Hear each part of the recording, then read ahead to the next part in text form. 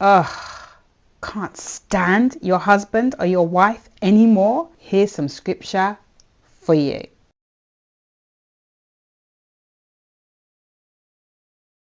It's Matthew 5:43 to 46 and 48.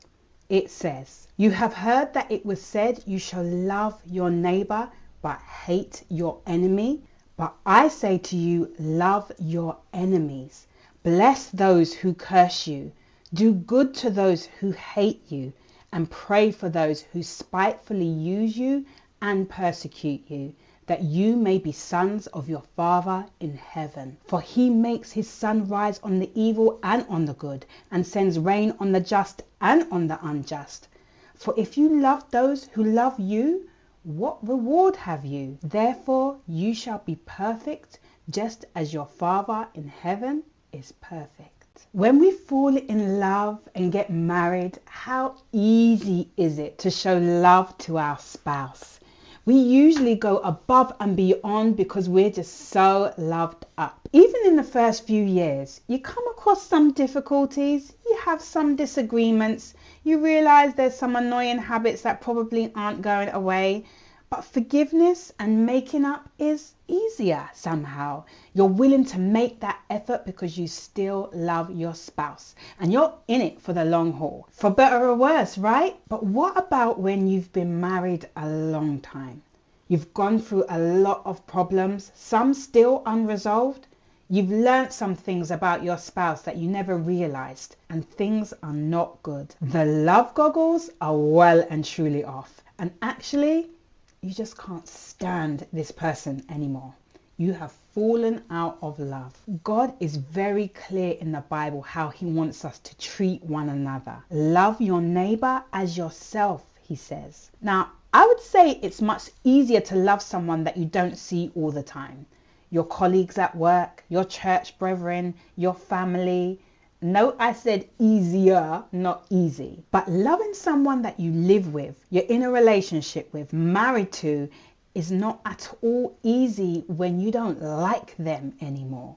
When you got real issues, when they annoy you, frustrate you, upset or disappoint you. But in this situation, remember that God tells us also to love our enemy. Now, I hope that you don't see your spouse as an enemy, but if God is telling us to even love our enemy, despite what your relationship with your spouse looks like, you're still called to love. We don't usually look at our partners as an enemy, but if you do, or if things have just got that bad, guess what? Despite your feelings, despite what he's done or not done, what he said, you might be completely justified in how you feel towards him. God tells us to love our enemy. He even adds, if you love those who love you, what good is that? That's easy, right? Now, of course, I'm not saying it's okay if your husband is mistreating you, especially if he's abusing you in some way.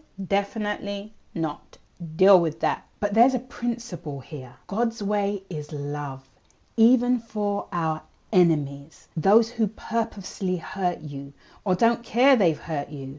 No apology, no remorse, or do nothing about what you've asked, not even willing to try, not bothered that you're unhappy or unfulfilled in your marriage, not looking to change. Love them still? Yeah. So what does that love look like? Kisses and hugs? No. What it looks like will be different according to your situation.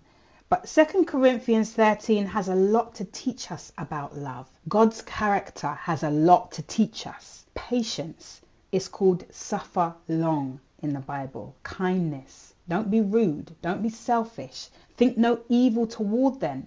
That includes revenge or scornful, spiteful responses. Mercy, forgiveness, grace. Yeah, you can show grace to your spouse. Showing love isn't saying, what you've done to hurt me or disappoint me is okay. You can still have those conversations. Showing love isn't saying, I don't put any boundaries up and protect myself. Showing love isn't ignoring all the stuff, sweeping it under the carpet like it's not there, but it's behaving in a way towards them that reflects Christ.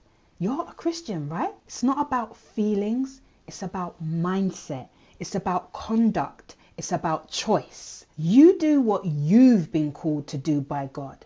If anyone else is not doing their part, not showing you the love, they need to answer to God about that. You can't control anyone. You can only control what you do. It's not easy, I know.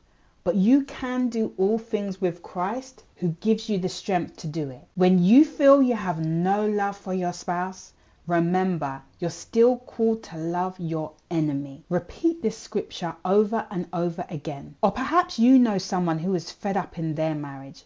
Why not send it to them? This is how we choose to live our life God's way.